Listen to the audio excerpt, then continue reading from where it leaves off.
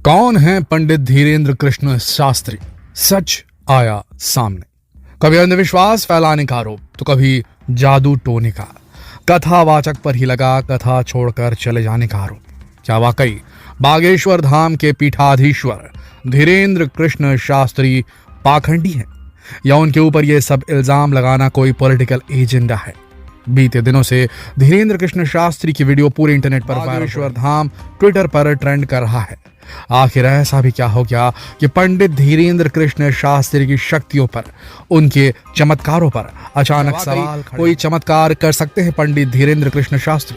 आखिर इनके पास ऐसी सिद्धियां आई कहां से? आखिर पंडित धीरेन्द्र कृष्ण शास्त्री खुद कहां से आए हैं? कैसे बनी ये बागेश्वर धाम सरकार? अचानक से क्यों इतने विवादों से घिर गए हैं? चलिए दोस्तों, आपको बताते हैं बागेश्वर धाम सरकार पंडित धीरेन्द्र कृष्ण शास्त्री के बचपन से लेकर उनके पीठाधीश्वर बनने की कहानी तक, और आखिर क्यों आजकल ये विवादों में हैं और कोई दूसरे विवाद में क्यों नहीं आते।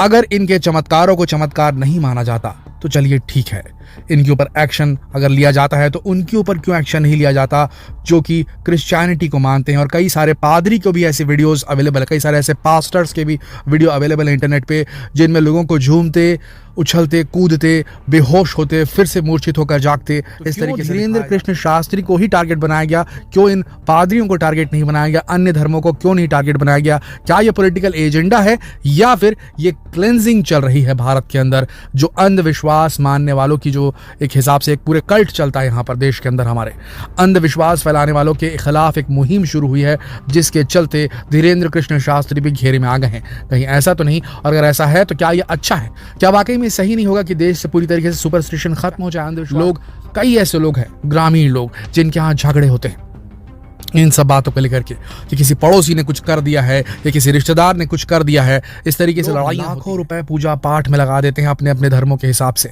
झाड़ फूक में लगा देते हैं अपने अपने धर्मों के हिसाब से, यहाँ जाते हैं वहां जाते हैं। श्रद्धा अलग चीज है, लेकिन ये विश्वास दिला देना कि यहाँ जाने से आपके सारे बेरोजगार है तो नौकरी मिल जाएगी, शादी नहीं हुई तो शादी हो जाएगी, अगर आपको बीमारी है तो वो ठीक हो जाएगी, ये कहीं कुछ थोड़ा सा गलत नहीं लग रहा है आपको?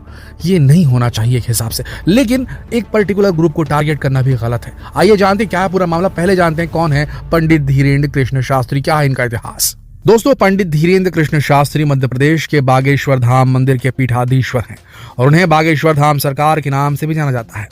बागेश्वर धाम मंदिर मध्य प्रदेश के छतरपुर में गढ़ा नाम के गांव में है, लेकिन ये मंदिर हमेशा से इतना बड़ा और इतना मशहूर नहीं था। बहुत पुराने समय में इस गांव में एक मरघट पहाड़ी नाम के पहाड़ पर भगवान शिव की एक मूर्ति हुआ करती थी, जहां पंडित भगवान दास गर्ग, जिन्हें सेतुलाल या दादा गुरु के नाम से भी पहचाना जाता है, उन्होंने यहाँ शंकर भगवान के बराबर में ही हनुमान जी की मूर्ति भी स्थापित कर दी। ये पंडित भगवान दास गर्ग धीरेन्द्र कृष्ण शास्त्री के दादाजी थे। उन्होंने चित्रकूट के निर्मोही अखाड़े से दीक्षा प्राप्त की थी। उसके बाद वो गढ़ा गांव पहुंचे। उन्होंने संन्यास ले लिया था और बागेश्वर धाम मंदिर में वो दरबार लगाया करते थे। उन्होंने इस मंदिर का जीर्णोद्धार करवाया।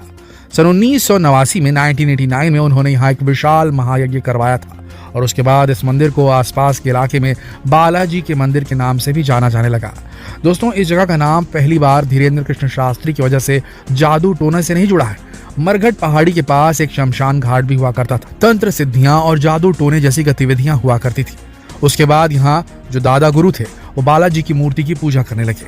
सन 2012 से बागेश्वर धाम के सिद्ध पीठ पर लोगों के दुखों के समाधान के लिए दरबार लगाए जाने की शुरुआत हुई।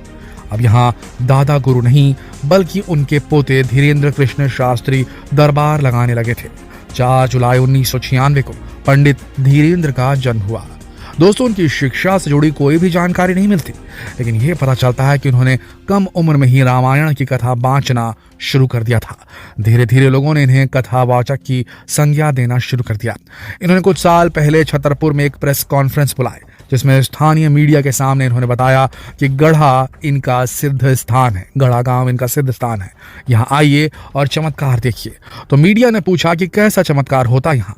तो पंडित जी ने कहा कि मंदिर में कोई भी बल्ब लगाओ तो फूट जाता है और इसीलिए मंदिर में बस दिए ही जलाए जाते हैं। लेकिन मीडिया ने कोई खास दिलचस्पी नहीं दिखाई। कभी कोई छोटी मोटी रिकॉर्डिंग टीवी पर दिखा दी जाती थी, लेकिन फिर पंडित धीरेन्द्र को सोशल मीडिया की जानकारी हुई। इन्होंने यूट्यूब और ट्विटर का इस्तेमाल शुरू किया, जहां इनकी वीडियोस धीरे धीरे धीरे वायरल होने लगी। साथ ही पिछले कुछ सालों से पंडित धीरेन्द्र एक धार्मिक चैनल पर भी दिखाई देने लगे। ये दूसरे पंडितों के साथ मिलकर अलग अलग जगहों पर बड़ी बड़ी भागवत कथाएं करने लगे, जैसे रामायण का पाठ। फिर ये धीरे धीरे नेताओं और बड़े बड़े लोगों से भी जुड़ गए। बागेश्वर धाम में नियमित पाठ आदि करते हैं। अब अगर इनसे मिलना हो तो बागेश्वर धाम मंदिर में बालाजी के पास नारियल बांधकर अर्जी लगाई जाती है। इनकी यूट्यूब वीडियो से पता चलता है कि ये लंबे अरसे से लोगों की समस्या का समाधान करते हैं और उनका भविष्य उन्हें बताते हैं। ये एक पर्ची लिखते हैं जिसके ऊपर भक्तों के बारे में सारी जानकारी लिखी होती है। यह जानकारी पंडित धीरेन्द्र ने खुद अपनी सिद्धियों से प्राप्त की होती है और इस पर्ची पर उस भक्त की समस्या कब और कैसे खत्म होगी ये भी लिखा होता है। इनका दावा है कि ये हनुमान जी के खास भक्त हैं और ये लोगों की समस्या उन तक पहुंचा सकते हैं और उन्हीं से लोगों की समस्या का समाधान पूछते हैं। एमपी के लोगों में इनका खास प्रभाव है। यूं तो ये बहुत से विवादित बयान देते रहते हैं। ये कहते हैं कि हम धर्म परिवर्तन की गतिविधियों को रोकने का काम करते हैं और कई लोगों को सनातन धर्म में वापस ला चुके हैं। ये कई बार मुस्लिम और ईसाई धर्म को निशाना बनाकर भी कुछ बयान दे देते हैं। लेकिन जब इनसे पूछा गया कि अगर कोई मुस्लिम इनके पास समस्या लेकर आए तो क्या उसके लिए बाला कहा कि हाँ बिल्कुल करेंगे। हमारे दरबार में बहुत से मुस्लिम और ईसाई लोग भी आते हैं। हम तो बस उनके खिलाफ हैं जो धर्म परिवर्तन करते या करवाते हैं और जो सनातन धर्म। इन्होंने पठान फिल्म के बायकॉट की अपील भी की थी।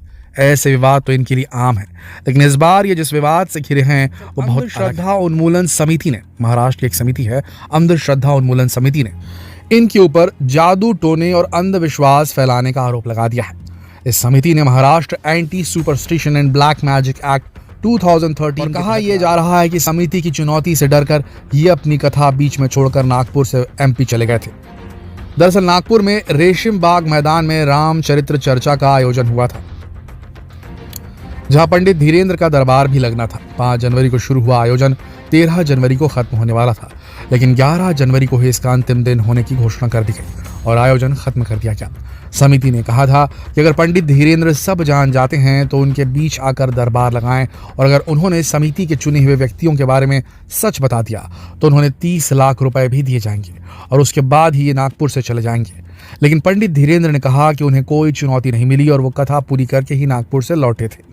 इन्होंने फिलहाल रायपुर में दरबार लगाया हुआ है और रायपुर में हुए आयोजन के पहले दिन इन्होंने कहा कि हमें चुनौती स्वीकार है, लेकिन जो होगा वो यहाँ रायपुर में भरे दरबार में होगा और अगर हमने चुनौती के अनुसार सब सच बता दिया तो जीवन भर हमारा गुलाम बनकर रहना होगा।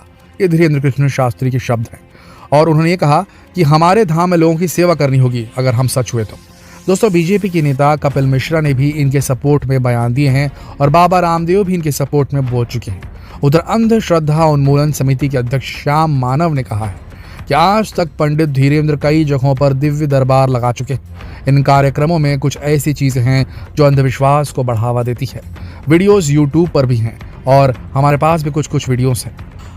उनका कहना था, धीरेन्द्र शास्त्री जी का कहना था कि मैंने दिन रात हनुमान जी का पाठ किया है, रात भर हनुमान जी का हवन किया है, उनके चरणों में बैठकर रोए हैं। मैं कोई तपस्वी नहीं, लेकिन दिन रात तपस्या में बीतता है।